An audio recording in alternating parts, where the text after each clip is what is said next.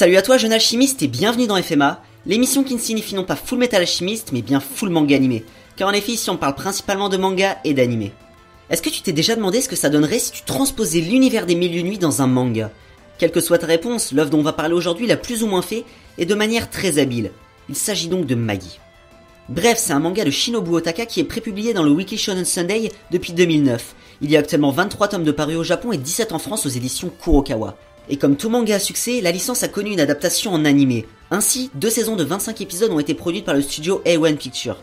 La première reprend le nom du manga Magi the Labyrinth of Magic, et la deuxième s'intitule Magi the Kingdom of Magic. Dans l'ensemble, l'anime est plutôt fidèle au manga. T'as quelques détails qui changent d'un support à l'autre, mais ils ne changent pas le sens, donc là selon tes préférences, t'as le choix. Et donc Magi, qu'est-ce que ça raconte? Aladdin est un jeune garçon de 10 ans qui part à la découverte du monde avec son ami Hugo, qui est en fait un djinn très puissant enfermé dans une flûte. Très vite, il fait la rencontre d'Ali Baba, un fils de pute, et c'est pas moi qui le dis, c'est lui, qui partage ce même rêve de découverte. Ensemble, ils décident donc de partir explorer ce vaste monde et conquérir des donjons, qui sont l'un des grands mystères de Magi. Dans cette grande odyssée que nous raconte la mangaka, la jeune Morgiane au sombre passé va se joindre à eux et ainsi commencera un long périple, qui pourtant sera loin d'être la féerie que les protagonistes espéraient. Il faut aussi signaler qu'Aladdin n'est pas un simple gosse en manque de boobs tel un fan de Fairy Tail, mais bien un Magi. Les Magis sont les mages de la création qui façonnent le monde et choisissent des rois pour le diriger. Ce qui nous amène au premier point. Contrairement à Naruto par exemple où directement on te dit ce qu'est un Hokage, dans Magi le terme de Magi n'est pas directement expliqué et reste assez longtemps flou. La première partie du manga sert donc à poser les bases, mais en plus à apporter des réponses à Aladdin sur ce qu'il est vraiment. Si t'es en train de te dire que tu ne vas pas aimer vu que tu n'es pas fan des contes des Mille et Une Nuits, rassure-toi, j'étais exactement pareil. Sérieusement, quand j'ai vu les noms comme Ali Baba ou Morgiane, je me suis dit c'est bon, il manque plus que Sherazade et c'est la totale quoi. Attends 2 secondes. Mais en fait, j'avais totalement tort, comme quoi il faut toujours laisser les idées reçues de côté. Le truc, c'est que l'univers tourne autour d'un sujet qui n'a que peu voire pas été exploité dans l'animation japonaise. Les références issues des Mille et Une Nuits sont en fait vraiment minimes, limite c'est juste les noms et l'idée des djinns. Après, c'est pas seulement le Moyen-Orient qui est mis en avant. Quand tu commences à découvrir un peu les différents pays qui existent et leurs ambitions, tu réalises que tout tourne autour d'une immense guerre de conquête dans laquelle les pays fictifs sont finalement basés sur des anciens empires de notre monde. Ainsi, Rem peut être considéré comme étant l'ancien empire romain, tandis que celui de Ko serait lui probablement calqué sur la puissante Chine de l'ère féodale. À titre personnel, j'aime beaucoup quand on ne se limite pas aux frontières d'une seule nation, car ça apporte un potentiel gigantesque à l'œuvre.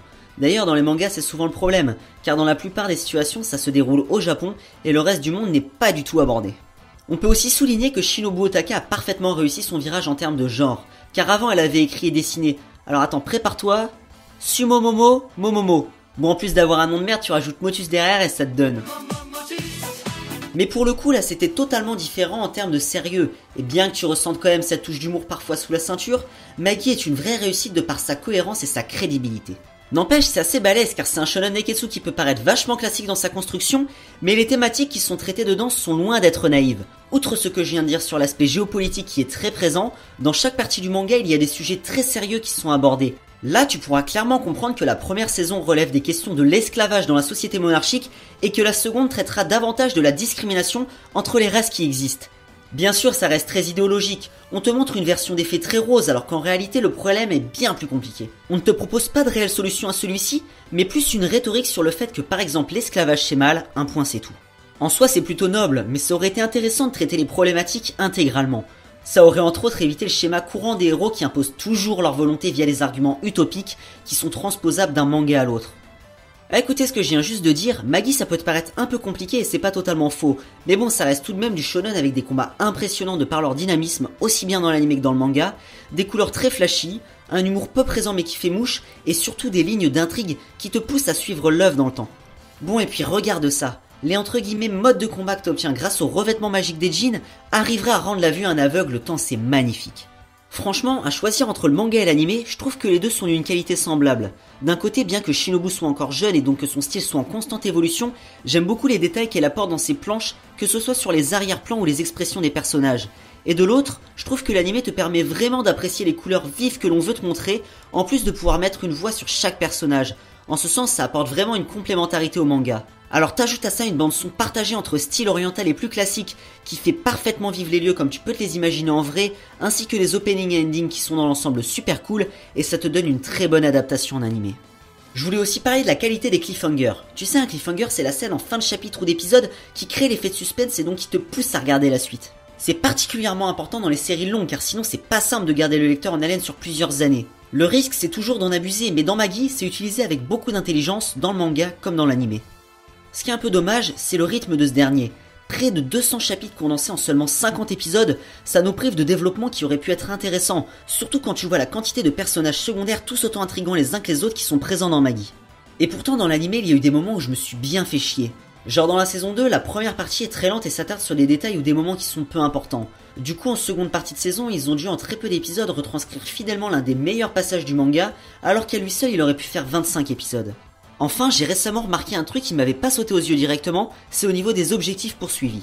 Bien qu'au début on te présente ça comme une quête de richesse et de conquête, tu comprends vite que c'est juste un prétexte pour pouvoir lancer l'intrigue. Mais au final tu n'as pas un objectif très précis pour chacun des personnages comme tu l'aurais par exemple dans One Piece.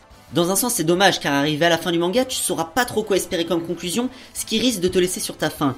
Mais en même temps ça apporte pas mal de possibilités au scénario, donc ça pourrait éviter que celle-ci soit gâchée par un objectif trop précis. Là-dessus je pense qu'on n'a pas trop à s'inquiéter. Bref, Maggie c'est une vraie bouffée d'air et je pense que si le manga cartonne autant en Japon, c'est parce qu'à la manière dont One Piece a modernisé le thème de la piraterie et Naruto le maître du ninja, Maggie a su se servir d'une base qui rappelle à tous notre enfance sans en faire quelque chose qui pour autant s'adresse à des très jeunes. Pour moi c'est vraiment un coup de cœur et au vu de la qualité des chapitres que Shinobu sort chaque semaine, la prochaine saison s'il y en a une sera probablement à la hauteur. Et donc avec tout ce que je viens de dire, à titre personnel, j'attribuerai un 14 bien mérité à l'ensemble de l'œuvre. Et encore une fois, ça n'est qu'un avis subjectif, donc n'y accorde pas trop d'importance. Comme d'hab, si l'épisode t'a plu, tu peux nous laisser un pouce vert, ta note et ton avis sur Maggie. Tu peux aussi t'abonner à notre chaîne YouTube et nous rejoindre sur les réseaux sociaux. Et si tu as vraiment envie de faire connaître Maggie à tes amis, tu peux partager cette vidéo. Ah, dans le pro. Attends. Bon, je suis un peu à la ramasse, mais tu veux dire que le héros c'est un Maggie et qu'il a un génie? Bah ouais, pourquoi? Dans ce cas-là, on peut dire que... Maggie, et vos idées ont du génie. Putain, c'était vraiment de la merde. À dans le prochain épisode. Jigai, full manga animé, Elephant Lead.